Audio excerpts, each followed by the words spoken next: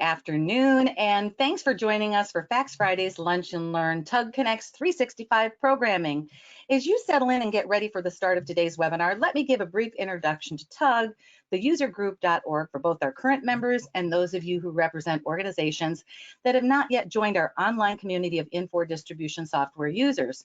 Now, we've all heard the phrase, knowledge is power, and I can say with confidence that after today's presentation, you'll be waking up tomorrow with a little more of both. Today is but one of our many in-depth sessions in our TUG Connects 365 series. TUG webinars, online forums, and member events facilitate the timely exchange of ideas and information to help you work smarter and with more confidence. That's a powerful combination. If you're currently a member, it pays to get even more involved, and if you're not, please visit our website to discover why 2,300 heads are better than one to help you be the best at what you do. Now, it is my pleasure to introduce to you Ralph Wallace, Sales Engineer of Sequoia Group on managing surplus stock. Ralph, it's all yours, and I'll let you know as soon as I have your first slide in my sight lines. Great. Thanks, Gloria. And good afternoon or good morning to everyone out there, depending upon where you are. Well, today's topic is a very popular one. It's one that's been requested by you out in the TUG community. And it's one that's really shared by virtually every distributor for, one degree or another. And I liken it to dirt. It's something that tends to accumulate, and at any given time you can clean it up, but rest assured it's going to come back. So that's one of the challenges with surplus stock. It requires regular vacuuming. Now, if you followed Tim Plotner's great presentation on the sidebar functionality last month, you remember he touched on some of these topics. Now, we're going to go a good bit deeper, and we're going to return to some of the places he visited. Let me go ahead and share my screen. Ralph, can you please share your screen? I'm not seeing. Yeah, there you go. Thank you. Should be there now. So the presentation is going to be in three parts. First off, exactly what is it? How do we define surplus stock? And then the second piece is, how do I identify it? Exactly where do I see it in my daily walk within Fax? And then finally, how do I manage it? How do I take care of it? How do I move the stock to where I want it to be? So here, let's start with, what is it? Now, I'm going to begin with a slide, and this is something, this comes straight out of the AIM guide, or the Advanced Inventory Management Guide, which is something you really ought to have. It is an in-depth document about the entire replenishment process and a lot of the Grant Howard concepts. If you don't have it, get with your partner or send me an email, and I can send you a link. But I think it's important to understand some of the concepts here as we define what surplus stock is, both short and long term.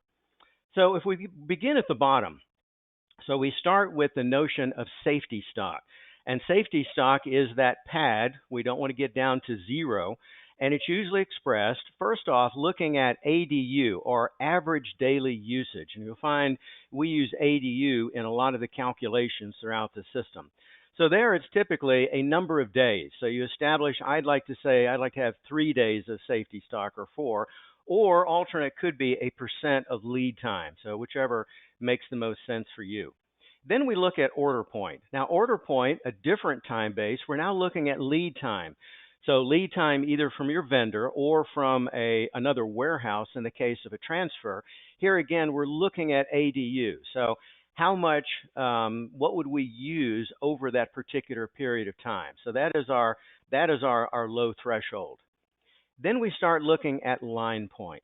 Now line point is our order up to. Once again, we're looking at ADU, and we're looking at how much you're going to use over the review cycle. And that simply means that's the period of time between the next purchase for that given vendor.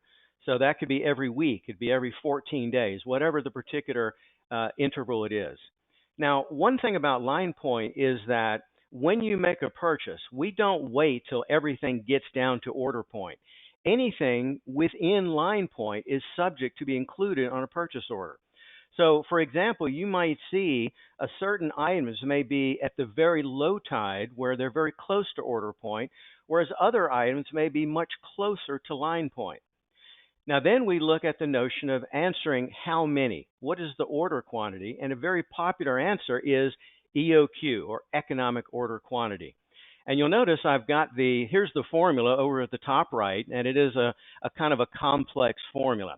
Now, you don't have to memorize it, but what I want to make sure you're aware of, it looks at two what are effectively opposing forces.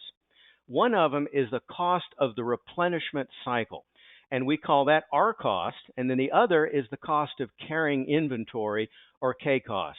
And these are not new concepts. In fact, they were introduced with FACS 6.0 in the Gordon-Graham system 30 years and 3 months ago.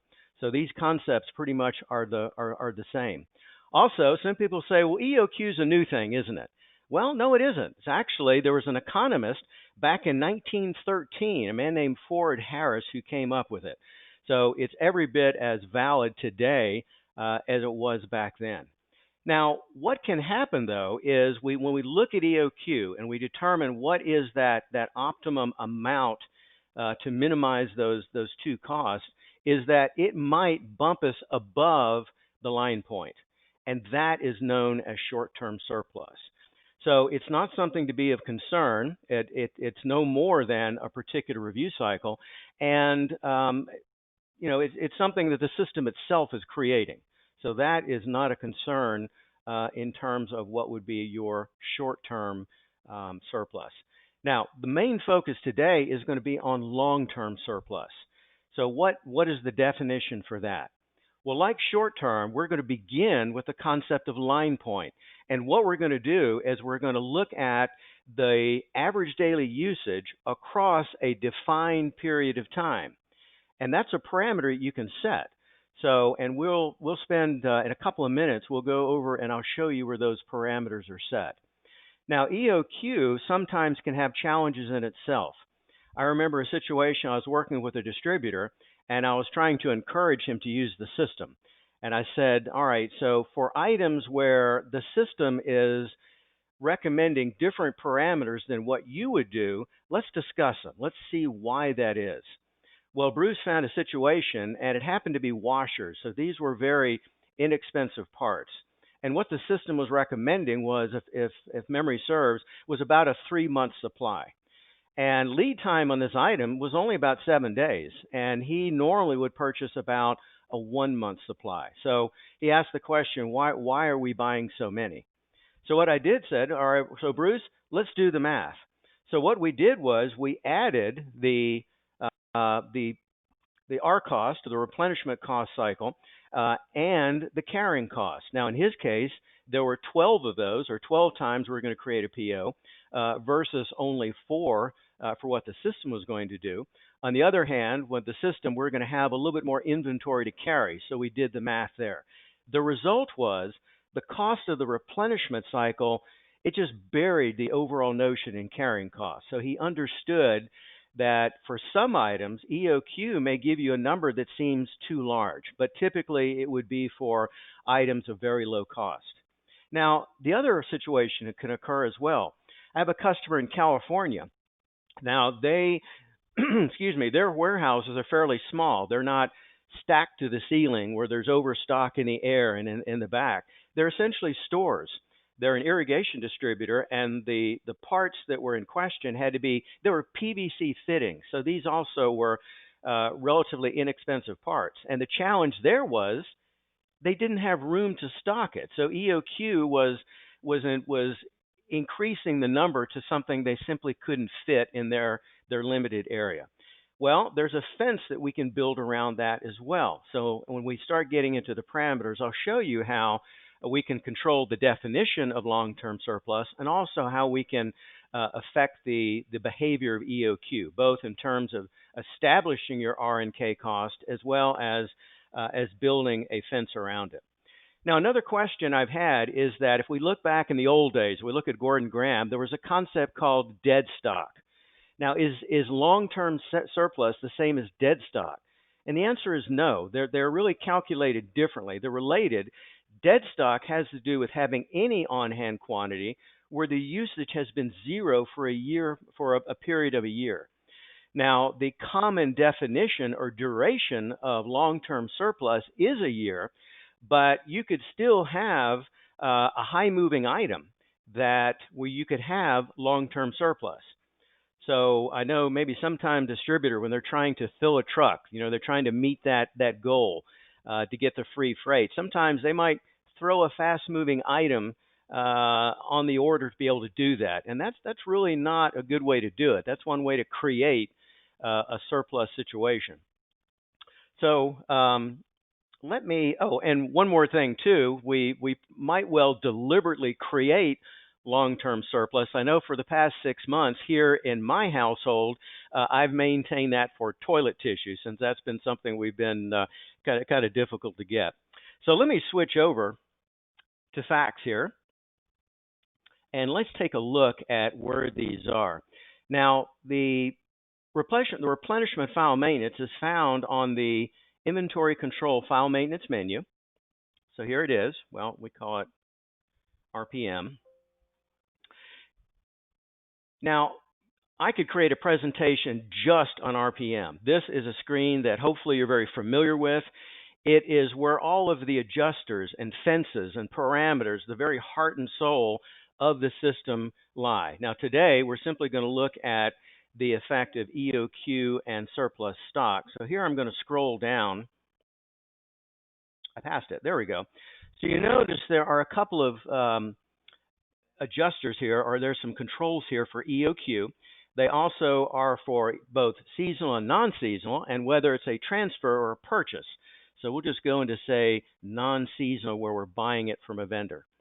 So here, this is where you establish the R cost, and it's expressed in terms of dollars. What is the cost of processing a line on a PO? So it's not only the cost of the buyer taking the time to determine what needs to be purchased, or maybe to revisit the bin to make sure that is what you've got on hand, but also it's downstream. So also the product has to be received, and ultimately there's going to be an invoice that follows. So it's a lot of the people time, the paperwork involved. And then K cost, or carrying cost, is expressed as a percent. And typically that's about 3% over prime. Now here in the demo, they're 24. That's probably a bit higher than I would set it, but these are things you can control. Also, you could say, yes, I do want to use EOQ, and it is here where you find the fence. So for that irrigation distributor, they could restrict the number of days, the maximum number of days that EOQ is going to calculate. Now, one other thing too, the nice thing about RPM, these settings can be set at a different scope. So we begin with, here is a company level, but very commonly R cost and K costs are set at the warehouse level. And maybe in terms of the specific example where we want to put a fence around EOQ, that could be set at a vendor level. So there's a lot of flexibility in how you control what the order quantity is. So then let's look at surplus stock. Here we go. Also for either seasonal and non-seasonal, you have different controls here. Now, there are two ways in which we can make the calculation. Now, the common answer is based upon total yearly usage. Now, there is another option here that is considered rare using the current ADU, and I did a little research. I tried to see what that other one meant. So I looked at the documentation, inventory control, the guide there. I looked at the AIM guide. There's even a guide on RPM, and I didn't find the answer. So I don't know exactly. So if someone else knows, maybe, Tim, if you're out there, someone knows, that maybe we can shed some light on that. But for the most part, total yearly usage is the what you would choose. And then is here where you specify the number of days supply. Again, a very common answer is a year, but it could be different for you. So, or it may be different for a seasonal answer. You may have a shorter time frame for your seasonal products. Now, a related question also is, do we want to calculate surplus on items that we've just started selling? So here the question is, do we want to skip items where we've established fewer than, and again, a given number of days.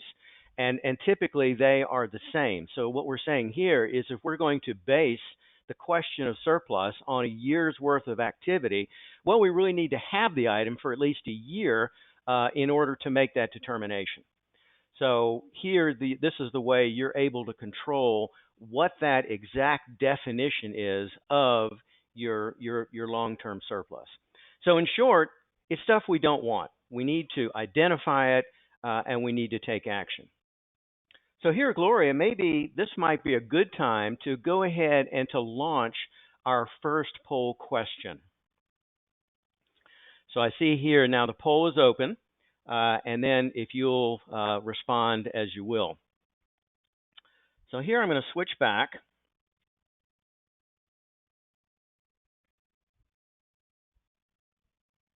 And while we're waiting there, we'll move into the next segment. So how do I identify it? And maybe in a few minutes, Gloria, I'll ask to see what the results are. I'm kind of curious as to what those particular poll results are. So let's move on. Where do I see it? So let me get back to facts here, and we'll exit from here. F4, Ralph. Okay. Now, the primary area you're going to see it is, let's move now to inventory control reports. And there is the surplus stock report. So it is a specific report that answers all the questions we need to answer here. It's very versatile. You'll notice it can be run in a number of different ways. There are a lot of different filters we have here. There's also a minimum value. So you can say, all right, only show me those items where we have, say, at least $500 worth of surplus item for that. You can include that surplus point. In other words, what is that calculated value for surplus? We want to include the cost. Now, I'm going to cycle back to these questions later, but they are important, but I'm not going to visit them right here. Now, another thing, too, is this is a formatter report, which, if you recall, means that both we can change the columnar layout if we want. We can remove columns, add them, shuffle them around if need be. Also, we can export this directly to Excel.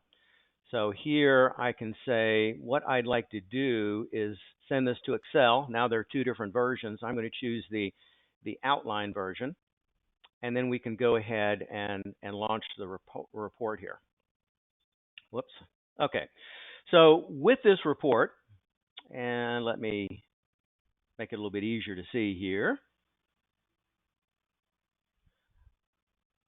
Oh, gee, we've got some columns here that, let's drag it on over. All right, so here are the columns. So we see here are the items, the description. We see the available quantity, that how much is surplus, and then here is the short-term and the long-term points. So here we're looking at, here's how much over available the particular element is, and then we do an extension by cost. So here's a quick way you can identify and also quantify by dollar value what those amounts are.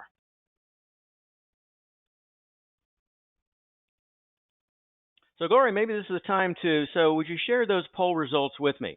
So I'm wondering how many of you folks, how are you tracking this on a regular basis? So I'm hoping that is something you're able to do here.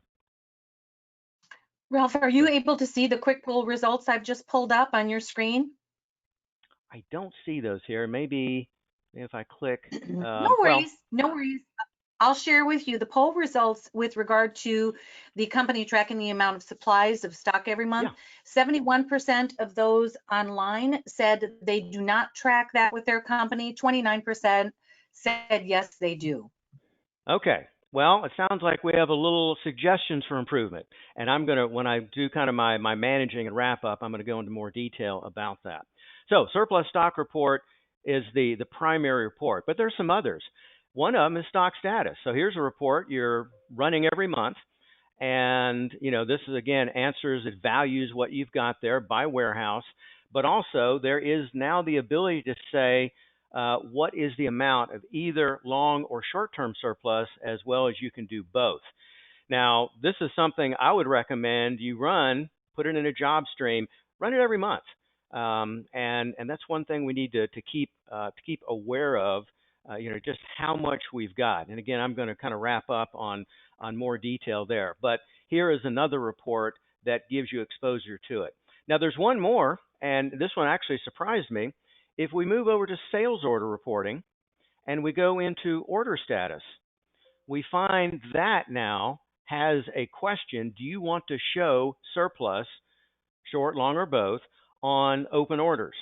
So the question here might be that if we've got an open order and this one hasn't shipped, or this is one that maybe there is some ability to change it, we might upsell a quantity. So if we know that we've got surplus, maybe we convince the customer, maybe sharpen our pencils on a better price, but something that we can be aware of and sell more of that particular item. So those are the key reports. In terms of inquiries, well, the primary one certainly is item inquiry. Now, with item inquiry, there are three different views where there's visibility for surplus stock. The primary one is warehouse. So here, as we look at our questions of availability, on hand, committed, we are also looking at both short and long-term surplus. And you'll see in a moment, as we look at other areas, this can be helpful to see where it exists elsewhere. We may not be surplus in my warehouse, but it may be in another one. So if I need it, I may be able to get it from them, or if we just want to get rid of surplus in a particular location. Now, another view here is the restocking view. So let me choose that. Nope, not serial out, Ralph, restocking. So here, where we've got all of our parameters, then you'll notice you see the calculated values for both short and long-term surplus. So here you can see exactly what are those thresholds after the calculation. So here again, in our example, 365 days of average daily usage above the line point. So that is what the calculated value is here. Now, the third place you can see it is the timeline. And this was something that Tim spent a little time on. I think timeline is great because it shows you what's going to happen in the future. So it looks at where we are today, and then it factors in ongoing activity. So we've got incoming transfers, we've got incoming receipts, and then we have the usage as we sell these particular items. So when we go into the detail and we look over time here, and let me contract a few of these columns to make it a little bit easier to see. But you will see here, whoops, too far off. But you'll see what, just want to slide it just a little bit. Here we go. How much is above long-term surplus? So this is an advisory message. Of course, my demo data here is pretty high. I think maybe I just did a fair amount. But you would see for these what the short and long-term surplus are. Now, this data visually, since this is a view or a list view, you can certainly right-click and you can export the contents to Excel. So we can, if you wanted to have a graphic of this, we could launch it. It looks like sometimes Excel doesn't do that launch for me, but we could send that to Excel and we could see a graphic again over time, day by day, where that timeline is, and we can see the effect of where we are with respect to surplus stock. All right, now another place where you can see it, and we're returning to some of what Tim showed you in his sidebar presentation. So I'm going into order entry, and let me just bring up a particular item here, or an order. So the first one is under view when we look at all warehouse quantities. So just as we saw with an item inquiry, anytime you're looking at all the warehouse quantities, then here again you can see both short and long-term surplus. So this can be great if you're short, or if you're able to ship from an alternate warehouse, then if there is surplus somewhere else, if that makes sense, this provides good visibility for that. Now here, let me turn on the sidebar. And with the sidebar, there are a couple of different views within there. Once again, a little bit very quickly, some of the things that Tim mentioned. One of the views is long-term surplus. Now, this particular perspective is focused on this customer and looking at items that they have purchased that now have surplus. So you can see, all right, here are those items. Here are the quantities that they have previously ordered. And then what is the current long-term surplus for that item? So here it might be helpful to upsell. You know, would you like fries with that? So you can help maybe move some of that long-term surplus if you're interactively working with that customer. Now the other is, again, warehouse quantity. So this is the sidebar view of what we were looking at over there. So once again, by warehouse, we can see their availability as well as be able to see if those other warehouses are experiencing long-term surplus. So you would see those particular items as well. And then finally, just if we choose, if I am adding an item here, you know, one of the tick options is if I want to have the warehouse quantities display. So, whoops. So if I've got that turned on while I'm entering an item, then, oh, and that's a urgent thing on a quote, then I would see this availability window. So, and this has existed in fax for a long term, but now you do have that added visibility as to where there's short or long-term surplus. So there are a lot of different places within fax where we're going to bring that to your attention. So I'll go ahead and get out of here.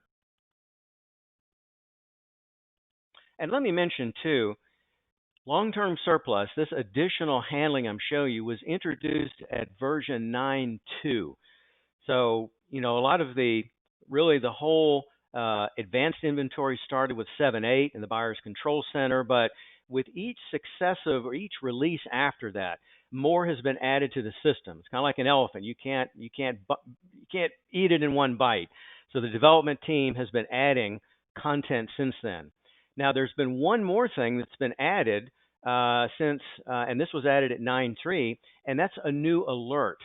So as soon as an item goes on long-term surplus, then you can create an alert. So you can subscribe to any items that are there. So maybe I'll pause here, Gloria. Do we have any questions at this time? Well, funny that you should ask. I actually had a number of comments that Tim Plotner wanted to contribute to the ADU and long-term needs. So give me a moment if I may, and I am going to unmute Tim. Tim, if you want to go ahead and join Sure. us here with your comments. Absolutely. Hey, Ralph. Hey there, Tim. Hey, on your question, you asked about the usage calculation flag. Yes. What that means is if you had that screen displayed, there's an option there for the number of days supply that constitutes long-term surplus. Yes. The question that you're answering in that first question is what ADU, average daily usage, do you use when you're multiplying it by that number of days supply? So okay. if you were to use the current standard ADU, what that means is that's going to fluctuate through time. So if you're moving up and down every single day, or say you're going in and out of season and you're using current ADU, your long-term surplus is going to be wildly varying. It's going to go up and down. Now, okay. When you're doing 365 days supply and you're using total usage, what we use is take 365 days worth of usage, divide it by 365 days. That gives us the ADU to multiply by the number of days supply. So that gives you a much more consistent throughout the year value. That really works because the normal setting for number of days supply is 365 days. Now, if you were going to change that number of days supply, say to 180 to be half a year, then you very well may want to use the current ADU in order to make that determination. Otherwise, you could be pulling in goods, hit the long-term surplus point, and start dumping those goods, and then 3 months later, when you hit your season, you bring it back in. You see what I mean? So makes sense. Thank you. That's the reasoning. Okay, great. All righty. So here, Well, thank you, Tim. Did you so want that's did you want me to pull up that question that we have in our question bank also at this break point, Ralph? sure. Yeah, absolutely, if you would. Okay. The question is, do I have any control over defining what ends up being long-term surplus? Well, and actually, that's essentially part of what Tim was helping to clarify. So the answer is yes. In the replenishment file maintenance, that's where you define for a scope, whether by company, by warehouse, or maybe could be a smaller value, where you define those, that how I do it, and the duration. So whether it's 365 days, or as Tim indicated, you might want to make it if you have a lesser time for seasonal items, you might use that other element. So yeah, absolutely. Thank you. So now You're let's move welcome. And into that the includes final. Okay, sorry.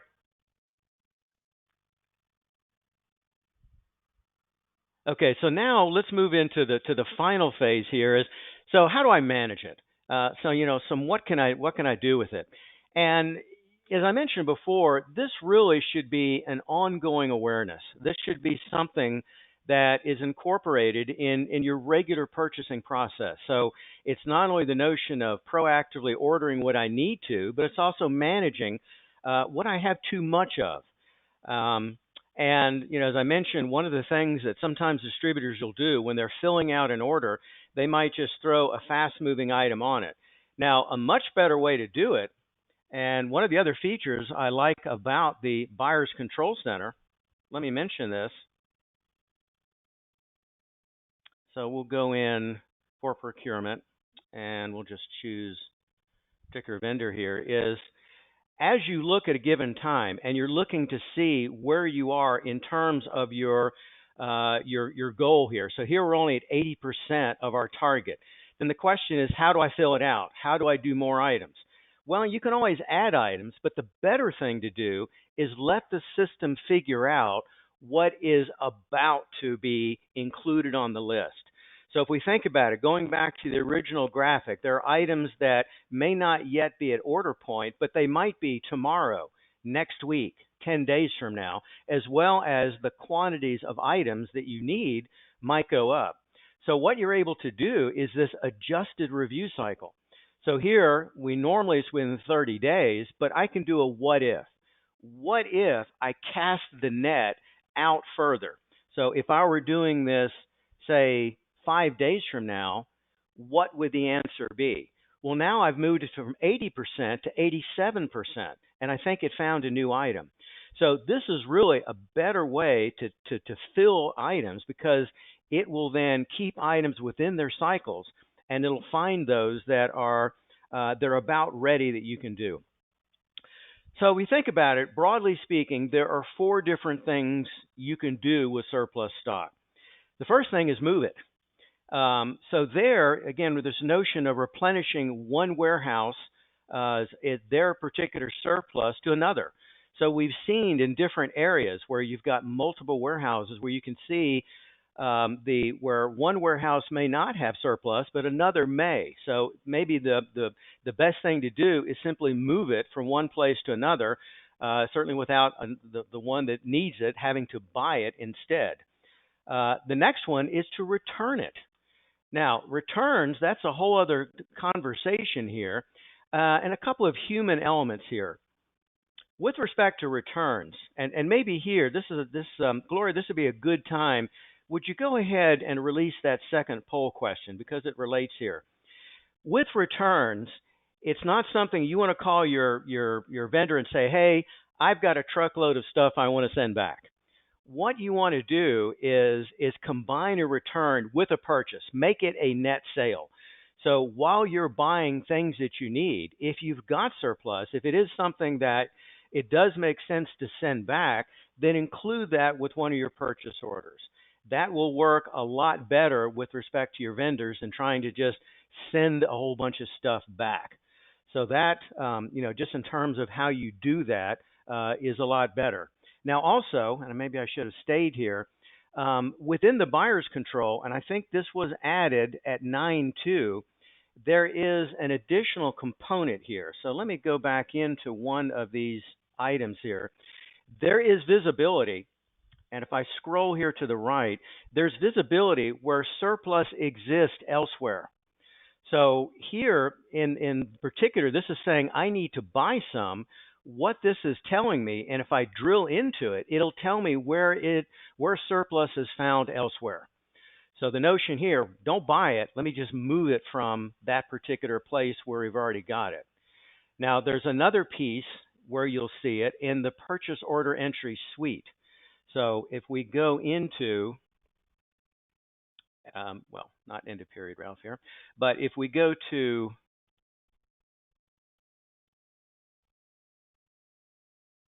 and let me just bring up an existing PO here.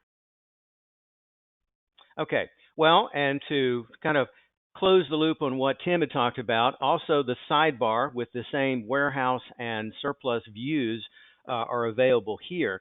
So within this particular, within the PO, you can also see that particular surplus. So you've got that visibility in purchase order entry as well. So there's some additional functioning here. Now, what I want to do at this point, I want to go back. I mentioned when we talked about visibility, and I'm going to go back to the report, the surplus stock report.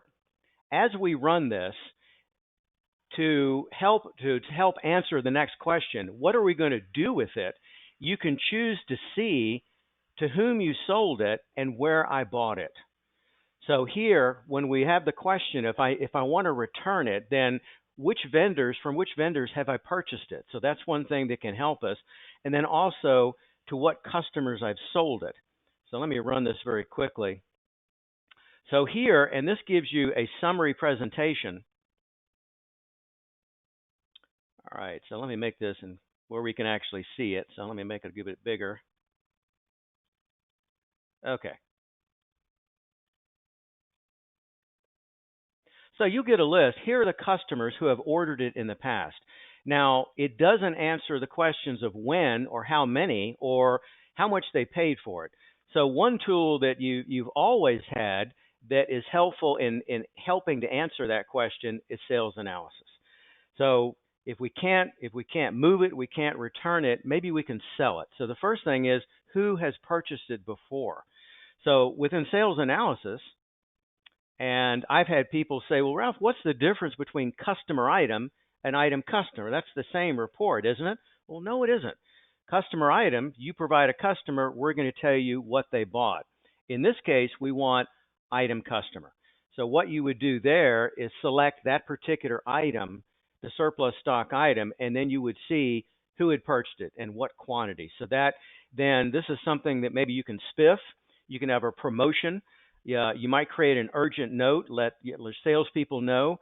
There could be special pricing on it. If you've got on your e-commerce site, promote it. These are particular, these are other items that you can sell. Now, also one thing I was at years ago, I was at a distributor out in California, and they had another particular solution. They have an eBay site. So not only is eBay used for people selling stuff they don't need, but it's a place where you can sell your surplus stock. So if you don't have an eBay or an Amazon presence, maybe that's something you might want to consider doing. Now, finally, when all else fails, you might have to write it off. Now, years ago, I was at a meeting for one of the fax partners, and Scott Stratman was there.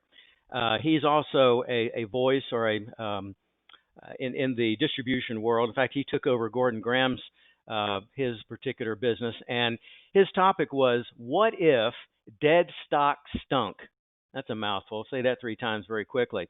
But one of the stories he related was sometimes surplus stock might be the case of a salesperson saying, hey, here's a new product. Let's go ahead and buy some. I think we can sell it. Well, in this case, the company was very open to that sort of thing. But at the end of year, if they did have some surplus that they couldn't get rid of, that was part of that salesperson's bonus. So just a little kind of a humor there. All right. So in summary, what I recommend is quantify and analyze it on a regular basis. Otherwise, you don't know what you don't know. There was a presentation I gave at the 2012 TUG meeting. It was about useful metrics that you should track. And one thing that I suggest you do, it's very easy, put these into job stream, is with respect to your inventory, track 3 different numbers: total stock status, book value, that is, what is the general ledger value, and then finally, the amount of surplus stock. And you probably want to have a percent of each. Now, every month, you're not necessarily going to take specific action, but keep aware of it. Make sure it doesn't creep, either in stock status being away from book. Just earlier this year, I was working with a customer. They hadn't done that in 2 years.